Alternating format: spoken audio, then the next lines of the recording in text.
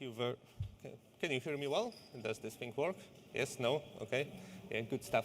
Yeah, thank you very much for being here, especially as this is almost the end. So thank you for sticking here. But I think the number of people that are here still is only a testament to how good are the talks and how good this is of a conference. And it's an honor to be able. It's my first time at the first CTI event. So now I'm going to talk for next around half an hour about something that I feel is sometimes a bit underdeveloped field, as the intelligence is treated or discussed most often in the context of the detection, prevention, hunting activities. But what happens when actually the things go down, when the incident happens, and how can we, as intelligence analysts, intelligence team support incident responders who've got much to do during this period? So to start and see what's today for us, we're going to start with, I'm going to introduce myself shortly. We're going to start with how intelligence feeds into other security functions, where is these pinpoints and sticking points of the cooperations. We're going to discuss shortly one model of or process for these cooperations. And then we're going to go deeper into specifically CTI and the intelligence response functions. So we're going to start from the higher level, and then as we'll be going down, I'd like to ultimately present a use case that I think is very valuable. This is using intelligence to support incident response in case of deployment of anti-forensic techniques. So how to detect something, how to work through an incident when the adversary is trying actively to thwart our activities. A bit about me. I'm currently working as a principal intelligence analyst for QuoIntelligence, although usually disclaimer that everything I will say today is strictly my thoughts and conclusions and are not official position of the organization that I work for. I'm also teaching assistant for the SANS FOR578 Cyber Threat Intelligence course, so you can sometimes meet me during usually live online classes. And I run counterintelligence.pl, which is a website on the open source intelligence, national security, threat intelligence. And from the things I like is flying stuff, climbing stuff, and I'm flipping balisongs in my free time. Feel free to connect, of course. I'm on Twitter, LinkedIn, or just send me a mail. So now going straight in. So of course the support for intelligence support for incident response can take many forms. We can talk about the preparation, so purple teaming, perhaps doing intelligence-based red teaming exercises during the threat landscaping. We can also talk about the last phases, like the lessons learned, so the briefing and exploitation of the findings from incident response. But today we're going to focus more on the three or two middle phases. So the identification, containment, and eradication of the incident. So we're going to look into how the intelligence inputs can make these phases go more straight and smoother for the incident responders. So when incident response happens, what is happening actually, like after the incident is detected, the forensic team goes in, the response team goes in, is that there are, let's say, two streams of the activity. So first of all, forensicators find some artifacts. They need to analyze them. But of course, very rarely the incident is scoped only to a single machine. Like usually the breach is more extensive. There are at least few, if not workstation, then devices included, like the proxy, perhaps device mail server, or other stuff. So as we go through the incident, the role of the intelligence changes. First, we talk about more discovery, delivering IOCs, then enrichment of indicators, then come from the incident response, then perhaps learning something more about the activity group, and finally, as the incident is coming to closure, we talk about the exploitation of observables, which sounds very nice in theory, but like what is actually happening when this goes down? Like what does the incident response team does?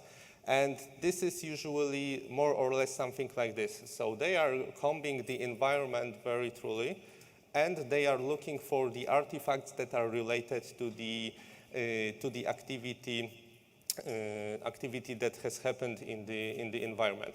And our main role should be to first point those searches and activities in the right direction, so the incident responders won't waste time. And second, enable them to extend the scope of the investigation far enough so that all the relevant findings are detected. So we are in CTI, and we, of course, therefore, all love the military and intelligence-originated processes. So I've got one also here, which is F3EAD, sometimes pronounced FIT. So it's process find, fix, finish, exploit, analyze, disseminate, and it originates from the Special Operation Forces operation, where this is used, as you can see in the middle of this, on this nice diagram, to fuse the operations and intelligence and make the intelligence useful in the operational activity. And of course, use of this framework is not something that is super new or that I just came up in terms of cyber threat intelligence. In fact, when you go to the first site, to the special interest group on the cyber threat intelligence, you will see the use of FIT process framework under methods and methodology section. However, we're going to take a slightly different approach here, because when you go to this website, you see the description. It talks more about starting from the external variables, external sources. So actually, the example that is provided there is that there is a leak of data found on the dark web forum. Then the fix phase is trying to obtain this data, finish obtaining it, trying to locate the actor behind it, and so on.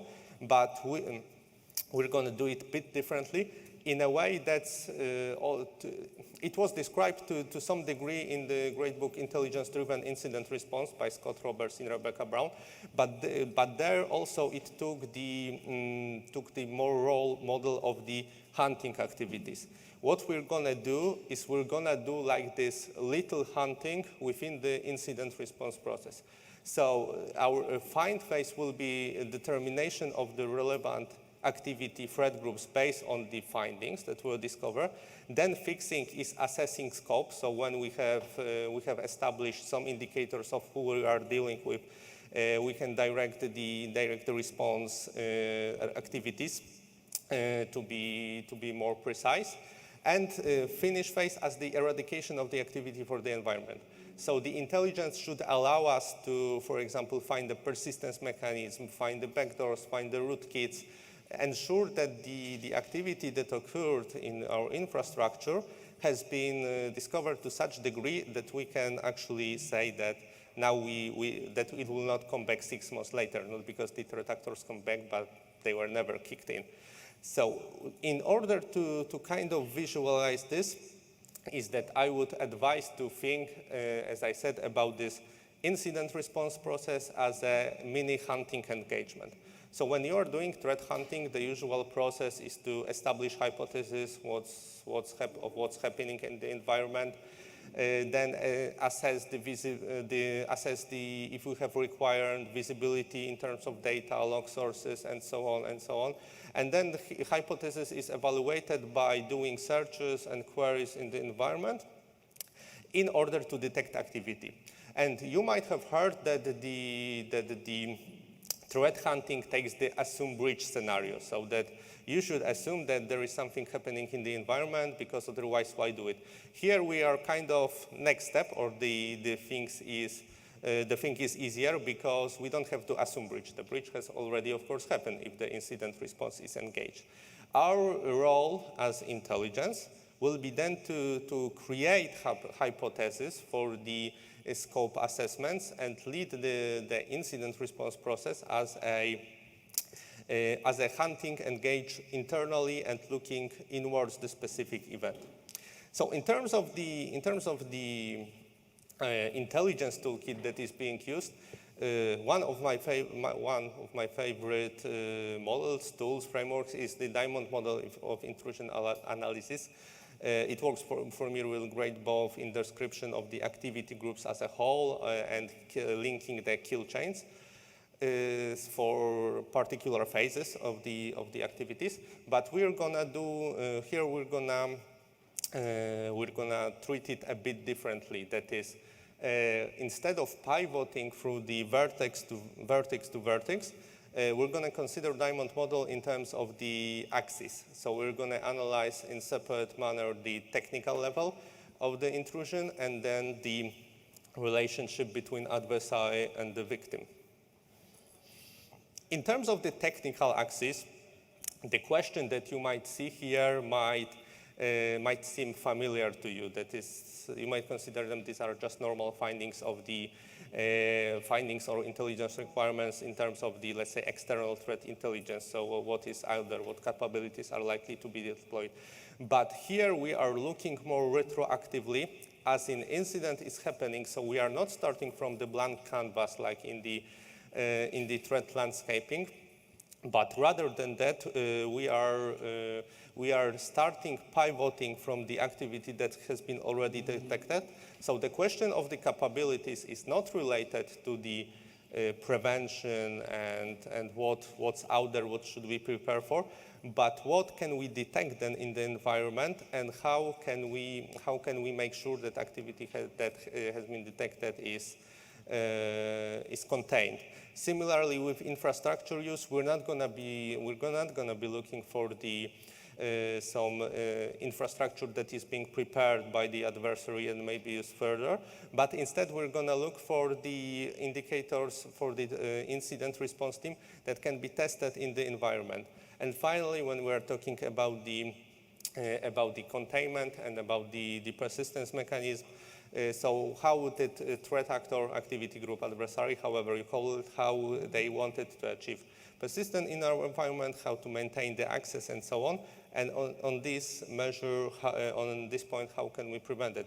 And finally, what I kind of alluded to in the beginning, how anti-forensics measure might have been involved in this process.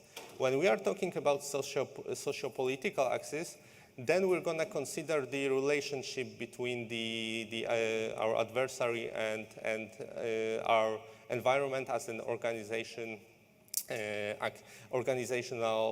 structure, let's say. So the sixth axiom of the Diamond model, that the relationship always exists between the adversary and victim. Of course, our visibility into how this relationship has been established or how it looks like might be limited due to various factors. But what I would stress here is that we will not be talking really about the motivation as the is it a financially motivated activity, is it an espionage, but rather motivation as a driver for the specific technical intrusion methods to be deployed. So if the motivation is, for example, to disrupt the working of our environment, or is the motivation to gather data, and when we talk more about it, this will be, I used here the assessment, this phrase assessment of intent, but really it's assessment of the actions on objective that are to be achieved by the adversary, but that's a mouthful, so I use assessment of intent. But depending on the visibility that we have, and especially visibility into activity that is happening outside of our network, because this is here we will have probably most judgment calls. Because obviously we want to get to the assessment of intent before the actions on objectives will take place. So we have to start from the relatively little information of artifacts that already occurred in the environment, and then pivot it, for example, using external reporting, external sources to see what what can potentially happen. I had a very interesting talk the day before yesterday here about that if you are stopping most of the attacks, of all of the attacks in the early phases, you will not know what's the end goal, what's the intent. And that's of course true. Hence, here the analysis has to be defined, but by how much you can achieve and what is your risk tolerance in terms of the activity. Because I think the assessment of intent or actions on objective will be most relevant in terms of the containment mechanisms and the recovery mechanisms. Because the very often question in the incident response process is very simple. Should we contain a server, like contained by using an EDR agent or network containment or any other measure of the segmentation or isolation? Because obviously we will be causing ourselves the downtime to the environment, so we are the attackers in this way. But the judgment call is if the potential further damage will be comparatively lower or higher to our actions. So in these terms, in terms of interactions with the incident response teams, I tend to use those three questions. They might not roll out of the tongue as well as so what, now what, and then what, and what. But I think they structure nicely the thinking that we should have in terms of our outputs. So first, ask who will be the direct recipients of the intelligence products that we deliver. And I don't mean who as an incident response team, the incident response entity. What I mean here by who is if it will be the forensic analyst Tom, forensic analyst John or Jane, who we know that likes that kind of report. Will it be people involved in technical matters, or will it be the manager who will disseminate to the team? Then how the information in our report can be used by them. So for example, of course, if we will deliver indicators of compromise in a form that is not used by any tools, that is used by the incident response team, then the value will be much lower than aligning with what is being used. And finally, the most difficult question, but probably the most important one, is will. So will they use it? And it might seem like a silly question, like they got the intelligence report, they should use it. But let's remember that during incident response, a lot is happening at the same time. And the last thing we want to do as an intelligence support team is to provide further friction by saying, you have to do this, you have to action that, you have to action that. Instead, we should ensure that the process that will be ongoing will be of minimal effort from their side, but will maximize the time saved. So for example, we know that certain automated query or automated search capabilities are in our environment through Splunk or any other log management solution, so we might provide a Sigma rule and stuff like that. So this is what to be considered in terms of our interaction. And now I wanted to go to the two use cases that I had in mind in terms of the specific, one perhaps shorter note and one more in-depth. So first, evidence assessment. So incident responders are used to report on facts, like they see certain malware in the environment or not. They see certain lateral movement technique or not. But this is obviously not always the case because we kind of default to the incident response actions on the intrusion. So where we aim to, in this very operational manner, we aim to eradicate the activity, processes, or overarching structure be damned. But that is, of course, not always the case. For example, if we consider the digital forensic examiners who are dealing with cases from the mix of cyber operation and HR or legal activities, sometimes there will be need to present the data in court. And for the intelligence analyst, it should be a bread and butter to analyze the evidence in critical manner, red team some expectation and assessment, and use structured analytic techniques to make sure that the reasoning is sound. So why not use this expertise when we are faced with the incomplete pieces of information that the incident response team is trying to stretch from, trying to put together from various puzzles. And then in terms of the technical case, let's say, example of what can happen, I'd like to discuss shortly the use of the intelligence in support of thwarting anti-forensics. So when we are considering the incident response process, it often looks straightforward. Like you're going to collect the evidence, you're going to grab some logs, you're going to then, put, for example, run log to timeline and use the time sketch, and you're going to be parsing out stuff from the data you collected. But what happens if the part of the kill chain of the adversary is actually to actively thwart those collection measures and those analysis measures? Because then, when, for example, the adversary aims to disrupt our log sources or disrupt our collection capabilities or change some artifacts, we might be kind of caught off guard in terms of the visibility that we have. So it comes to the simple bottom line is that you can't really analyze things that you don't even know about. And this, of course, has been recognized already. When you go to the MITRE attack matrix, you can find the technique T1070, so the indicator removal on the host. And when we are in this fix and find and fix phases we described in terms of the FIAD model, we have to take into consideration that some actions of the adversary were aimed actually at disrupting the process of collection and analysis of evidence.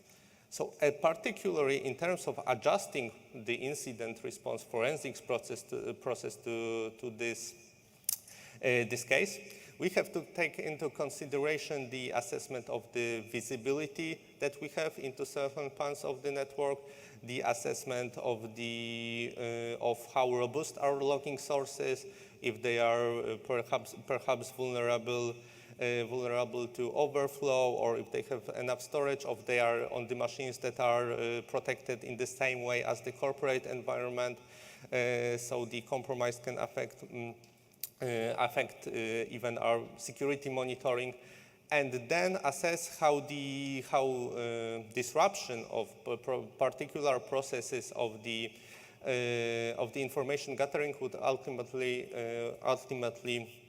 affect our process. So essentially, we are threat modeling for what is the evidence that we need to obtain to close the incident.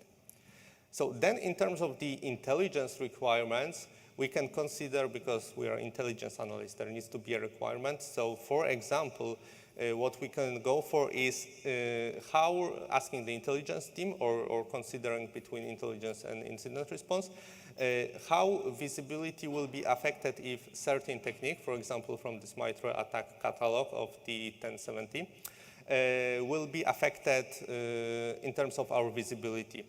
What will happen if the system like the SIEM or our log collector or the EDR management infrastructure, being it EDR agents or access to console, will be affected? What will happen if we lose visibility to a certain source? And finally, what are the indicators that can even get us to the point that we will start considering that certain anti-forensics measures have been deployed by the adversary? And going to specific examples, we can start with the very basics. So I pulled up some examples of the anti-forensic techniques that were noticed by various great intelligence team. In the brackets, you will see what's the sourcing of this observation. So, for example, when we are talking about the APT29, there was observed activity that files were replaced on the temporal basis. So they were restored after the activity. Similarly, in Aquatic Panda, the executables were deleted after they were utilized. And now you may say, of course, the finding deleted files is one of the core concepts of the digital forensics. But here we come to the question of the function of time that can be spent on the assessment. Like we had great presentation from Google folks on the time sketch and using intelligence to find stuff in there, because you do the, for example, log to timeline, and you end up with 100,000 million events to analyze. And of course, that is not feasible for any forensic analyst. And even if we go through standard filters and so on, the more we will be able to direct the activity into specific of what happens and to look for specific events, then we will be able to decrease the time to detection activity. So of course we can, for example, in terms of deleting file, we can look for events 4663. So the attempt was made to access an object. I think that's actually recommended by Microsoft because it notes the file name as opposed to the object was deleted. The object was deleted event 4660. We can use sysmon. And finally, if we have more information, for example, on the file naming, the structure of the files that are used by the adversary, we can maybe even direct the file carving effort, so the trying to retrieve the deleted files from the disk or what evidence was captured. Further, I think the great example for the anti-forensic techniques that is perhaps vulnerable to intelligence analysis is time stomping. So changing the time attributes of the file that in order to misdirect the incident response. So changing, for example, the time from the date the executables were dropped in, executed. In terms of the modified access created edited attributes to earlier date to indicate that this is baseline activity. But the issue from the adversary's perspective on the time stomping is that there needs to be a human decision involved. So you can't time stomp to a random date. I mean, you can set up anything you want, but it will stick out even further than leaving the timestamp as there is. So there needs to be a decision on the threat actor side to change to a particular date or the format of the date, or for example, as we have here, the APT38 was using timestamp of the files in the same directory. So this is the chance for the intelligence to extrapolate the observed activity and to direct the incident response measures into detecting the anomalies that are more likely to be found. Further, the network-related or the logging-related anomalies. So, for example, in the sunburst activity, we have seen that event logging was disabled using Windows Audit Poll utility and then re-enabled afterwards. Or as a general, for example, that is described in MITRE ATT&CK, the removal of the RTB connection history. So this is, especially the first example, is very interesting because in this activity, in addition to the audit poll, to the use of audit poll maliciously, the threat actor was actually adding the firewall rule before more noisy activities, and then was deleting it after the activity. So here again, we have seen that this anti-forensic measure actually have left out a kind of a human fingerprint, because the rule that has been applied and then deleted had to be designed in a way that allows certain activity and is potentially indicator. Now I have included here in terms of detection measures hunting for command execution, which I understand, like I like to hunt for command execution, but I understand it seems like a silver bullet because every adversarial actions will probably leave command execution artifacts. But in these terms, we can direct our response in terms of the situation that we observe, like for example, the use of the tools related to audit logging and stuff like that. And finally, very shortly, because this topic also has been quite present, some methods of measuring our success on the KPI. Of course, probably the best method to measure that would be decreasing cost of the breach, decreasing time to respond. But that is a long-term goal. For me, the best short-term metric is talking to the incident response team and asking them if it helps in their daily work. When I was doing most of my time as intelligence support for the incident response, I was in a very comfortable position because I was in the same room as the incident response team. So I could ask them if it helps them, or they could yell at me that this is useless. But probably what you want to do first before engaging in a wider program is to look for the input directly on the specific cases, and how and if your intelligence is in fact helpful or just a burden. So on that note, thank you very much for your time. Remember the quote from an artist that, especially in terms of intelligence team, this is true. You are the only one who is responsible for how you will be remembered. So thank you very much for your time. Fantastic.